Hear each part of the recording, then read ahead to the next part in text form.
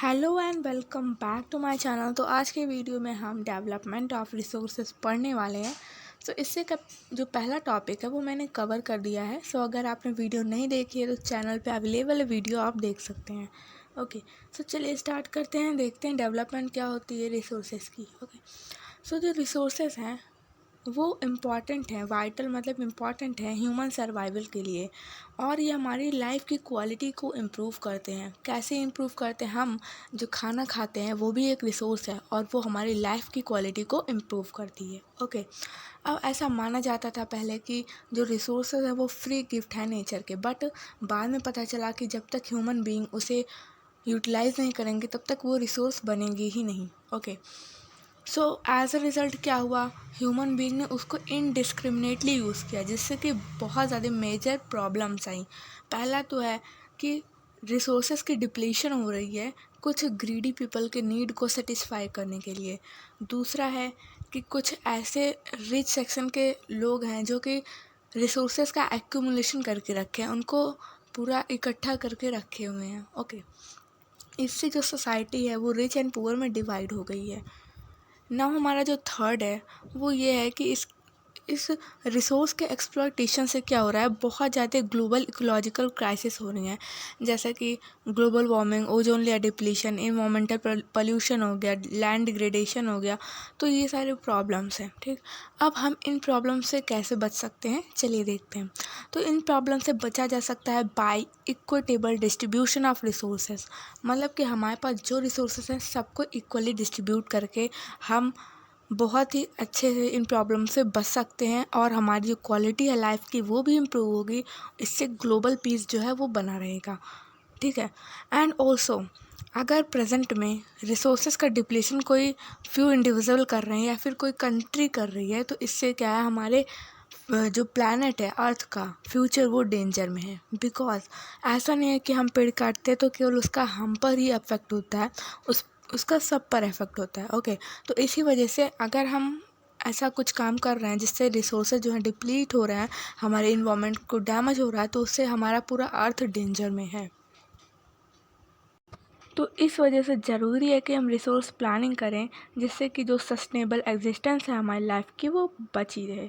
Sustainable existence जो है वो सस्टेनेबल डेवलपमेंट का एक कंपोनेंट है, एक पार्ट है। चलिए देखते हैं सस्टेनेबल डेवलपमेंट क्या होता है।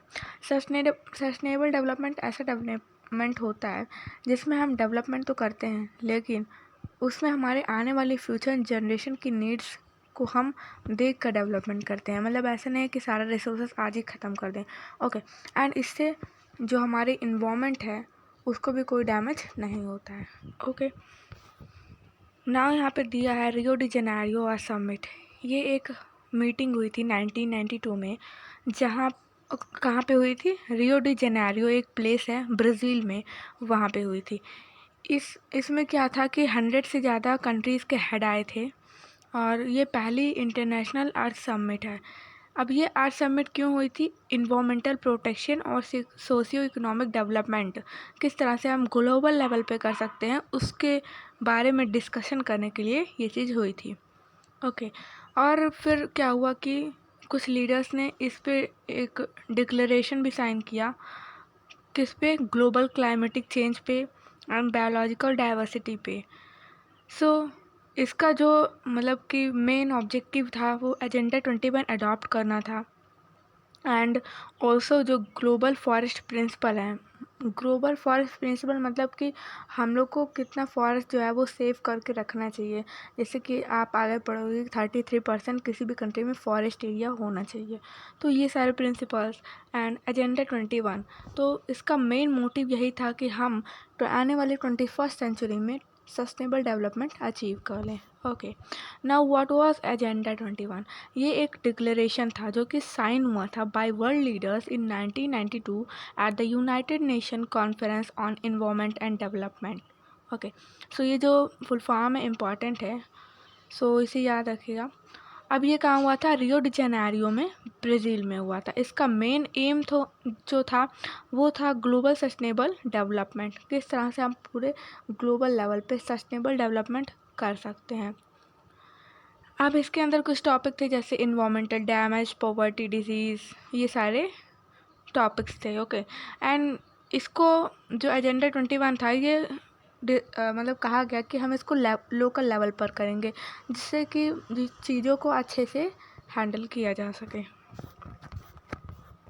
सो नेक्स्ट हमारा आता है रिसोर्स प्लानिंग। ओके, सो ये जो रिसोर्स प्लानिंग हमारा टॉपिक है, चलिए इसे पढ़ते हैं। जो रिसोर्स प्लानिंग है ये बहुत ही वाइडली एक्सेप्टेड स्ट्रैटेजी है, जिससे कि हम रिसोर्सेज का अच्छे से यूज़ कर सकते हैं, दिमाग लगा के यूज़ कर सकते हैं।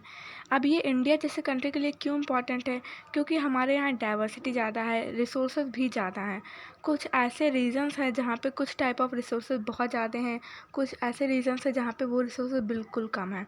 ओके, जैसे कि एग्जांपल के लिए जो स्टेट है झारखंड, छत्तीसगढ़, मध्य प्रदेश, ये रिच हैं किसमें? मिनरल्स में और कोल डिपॉजिट में।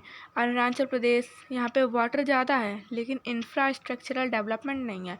ये क्या होता है? ये डेवलपमेंट ऐसा डेवलपमेंट होता है जहाँ पे हम रोड, बिल्डिंग, ये सब कुछ अच्छे से बनाते हैं, बट यहाँ पे ऐसा कुछ नहीं है बना हुआ। ओके, अब जो स्टेट है राजस्थान का, वहाँ पे सोलार और विंड एनर्जी ज़्यादा है लेकिन वाटर कम है। तो इसी वजह से क्या हो रहा है कि हमको एंड इवन जो डिस्ट्रीब्यूशन है इसको ख़त्म करना और इक्वली पूरा डिस्ट्रीब्यूट करना रिसोर्सेज को। तो यही ज़रूरत है कि रिसोर्स प्लानिंग अच्छे से की जाए ना। यहाँ पे जो कोल्ड डिज़र्ट है लद्दाख का, वहाँ पे रिच हेरिटेज है, मतलब कि कल्चरली वो बहुत अच्छा है, लेकिन यहाँ पे वाटर की कमी है, इंफ्रास्ट्रक्चर डेवलपमेंट नहीं है और कुछ मिनरल्स हैं इम्पॉर्टेंट जो कि नहीं है। तो इससे क्या है कि इससे एक ज़रूरत हमको पड़ती है कि हम रिसोर्स प्लान को बैलेंस करके चलें नेशनल, स्टेट और रीजनल लेवल पे, जिससे कि कोई भी प्रॉब्लम आगे ना हो। तो नेक्स्ट वीडियो में देखेंगे कि किस तरह से हम रिसोर्स प्लानिंग करेंगे इंडिया में। एंड तब तक के लिए थैंक यू सो मच।